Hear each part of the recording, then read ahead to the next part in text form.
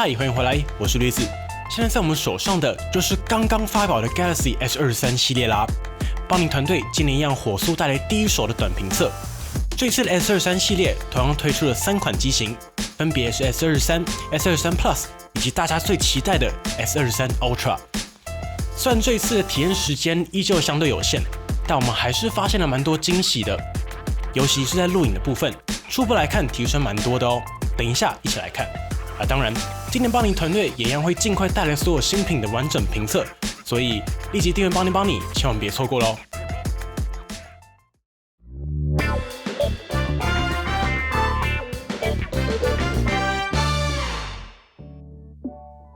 我们一样从大家最期待的 Galaxy S23 Ultra 开始。当然，如果你要说它是 Note 23 Ultra， 我也是不反对的。今年的 S23 Ultra 同样延续了 Note 系列的方正家族式设计，并且今年可以说是更加方正。你看看旁边这个切角，非常平整。但别担心，帮大家测过了，边缘收得不错，握感也很好。对了，三星今年再次调整了 S23 Ultra 的曲面边缘设计，并且从正面来看，曲面几乎不再影响到显示区了，也更适合 S Pen 书写。而 S23 Plus 就一样是平面萤幕的设计。主要的改变落在背盖，三星拿掉了从 S21 系列开始的金属镜头盖设计，改成了跟 Ultra 系列同样，直接就是3颗镜头的设计。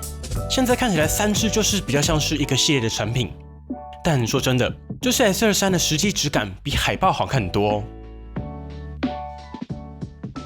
颜色部分，今年 S23 系列的3支手机都采用同样的黑白绿紫4色，大家一直说的粉色机器，其实官方的名称是紫。黑色同样低调沉稳，黑的彻底，而其他3个颜色都是低饱和的配色。白色比较温暖，有点奶白配金边的质感。而这个绿色，我个人是比较喜欢 S22 Ultra 上面那个低调的深绿色。不过今年的绿色依旧好看，有点秋冬的气息，风格不同，时尚感比较强。比较特别的是，今年的 Ultra 在左边3颗镜头上都有特别的边缘处理，会更精致一点。最后就是最多人敲碗的紫色啦，整体的色调介于粉紫之间，搭配上磨砂的机身处理，非常好看的一个颜色，推荐大家可以到实体店面去摸一摸啦。同时还有一个重点 ，S23 系列的这块玻璃也是大有来头，采用的是康宁大猩猩玻璃最新一代的作品，三星再次首发了最新一代的康宁大猩猩 Victus 2玻璃，不知道会不会像之前的 Victus Plus 一样，三星会独占这块顶级的抗摔玻璃一阵子。但可以确定的是，根据康宁资料来看 ，Victus 2最强的地方就是可以通过1公尺的钢筋混凝土、沥青等等尖锐地面的撞击。过往的玻璃在同样的条件下，通常50公分以下就会破了。值得一提的是，三星今年一样诉求环保，从 S22 开始，三星就在机器上用上了许多的回收材料。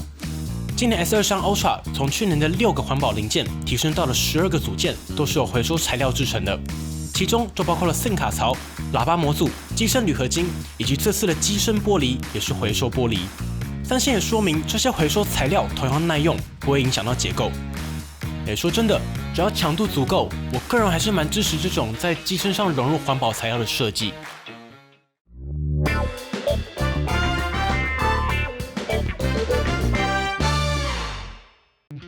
接着我们来看相机，我手上的就是 S23 Ultra。先讲结论，今年的规格的确看起来差不多，但这颗主镜头的确有料。今年在相机上一样是硬体堆好堆满，分别是1200万画素的超广角。接下来就是大家最期待的200MP 2亿画素的主镜头，终于在 S23 Ultra 上登场啦。这颗主镜头，我个人认为有2大重点：第一，拥有更快的对焦；第二，更好的 OIS 光学防手震。先讲对焦，如果大家有印象，从 S20 Ultra 上面那一颗1亿画素的感光元件登场开始，对焦速度就一直是1亿画素时代的痛点，所以三星只能在后续的机器上加上雷射对焦、TUF 等等感测器，尝试加快对焦速度。虽然之后的速度的确上来了，但在连续对焦的稳定性上依旧是相对弱势。而这次新的2亿画素感光元件，其中一个提升重点就是透过更多的像素排列，达成 Super Quad Pixel 快速自动对焦。而第二个就就是防守阵非常有感的提升。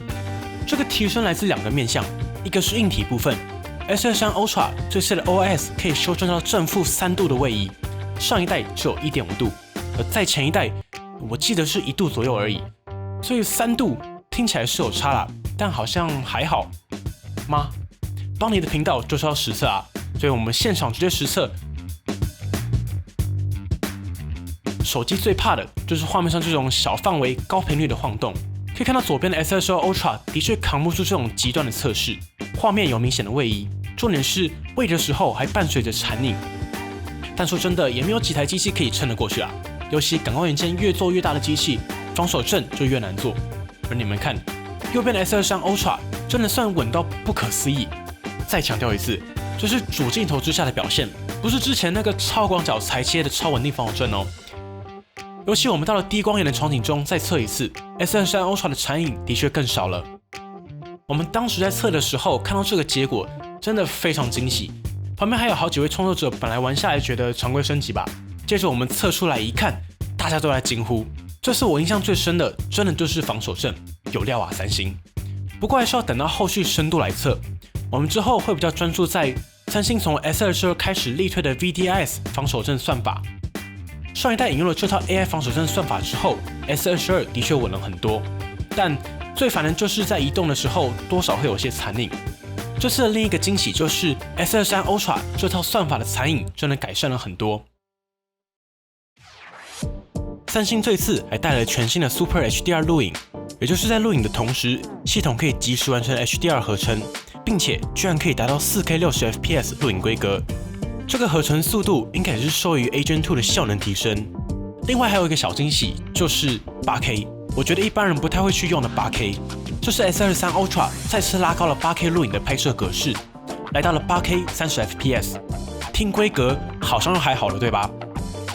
可是一测，你看上下画面的差异，这次 S23 Ultra 上面的 8K 不再是大范围的裁切，跟 S22 Ultra 一比，可以明显看到 S23 Ultra 可以用到感光元件更大的范围，除了画面更广、裁切更少之外，也受益于 8K 30fps， 跟旁边的24fps 一比，即使在观景窗之下 ，8K 30fps 明显流畅了许多。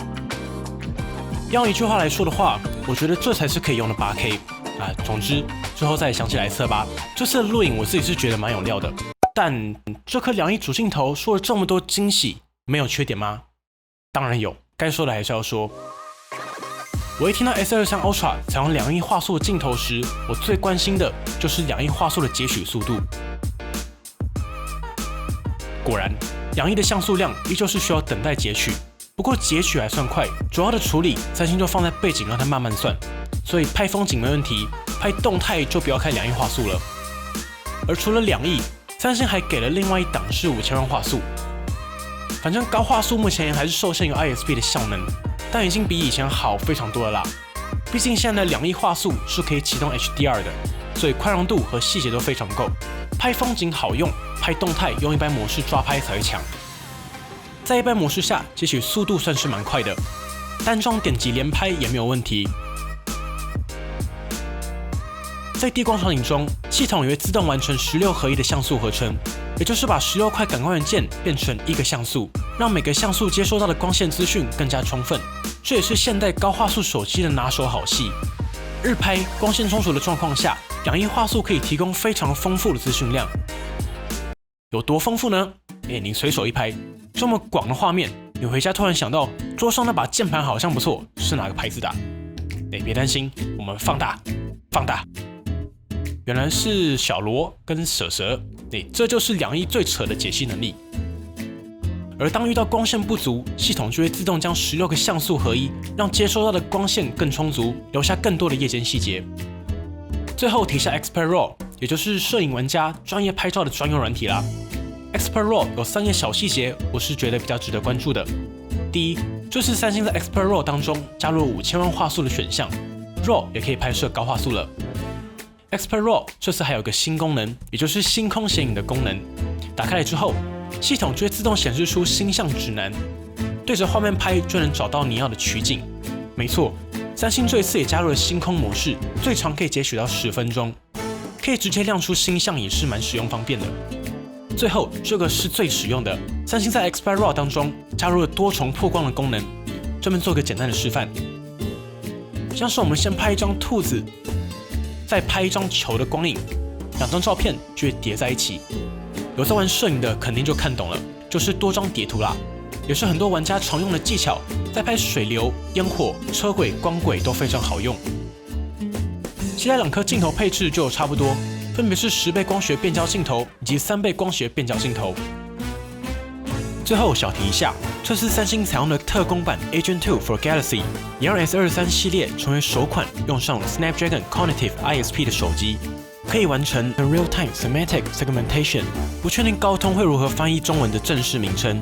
简单来说 ，S23的相机可以及时辨识画面上的物体是什么东西，并且将物体分离后再做影像处理。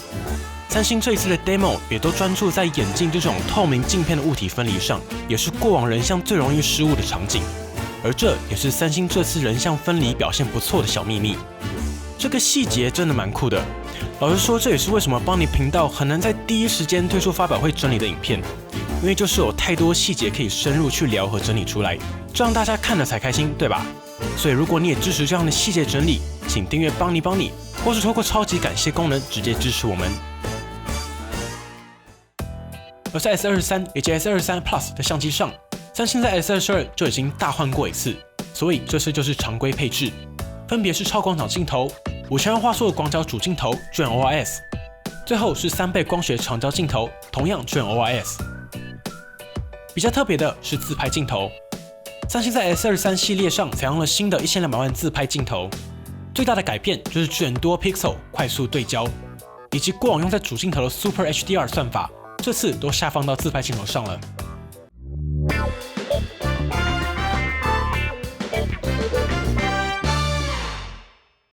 接着同样是三星家的看点，萤幕。首先 ，S23 以及 S23 Plus 两只都保留上代的尺寸配置，分别采用了6.1寸以及6.6寸的 Full HD Plus Dynamic AMOLED 2X 欧极限全萤幕。没错，还是 Full HD。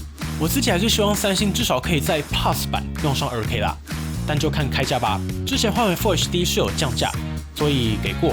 但今年就要看价格了，如果差不多就还行。这次好像有人说边框没有22系，但其实现场看还是窄的。但跟22比，因为手上也没有机器，所以之后详细来比看看。而在亮度上，这次全系列都达到了1750尼特的峰值亮度，没有分版本。两者也都支援120Hz 萤幕更新率，并且支援动态更新率调节，达成省电。而 S23 Ultra 同样就是三星秀肌肉机种啦，采用6.8寸 2K 120Hz Dynamic AMOLED 2X 萤幕，可以达到最高1750尼特的峰值亮度，支援1到120Hz 的萤幕更新率调节，达成省电。不过更值得一提的是，三星在 S23 Ultra 上面再次强化了 Vision Booster 的显示技术，系统会自动根据在所在的光源条件、亮度分成3档进行画面的对比及显色调整，比较像是进阶版的原彩。目的是为了消除在不同亮度下 OLED 的显色可能会有所偏移所做出的对应措施。简单来说，跟上一代的 Vision Booster 的原始诉求是相同的，也就是让外在光线对萤幕的显示影响降到最低，并且 Vision Booster 也能避免暴力拉高萤幕亮度或是低光影之下所造成的细节损失。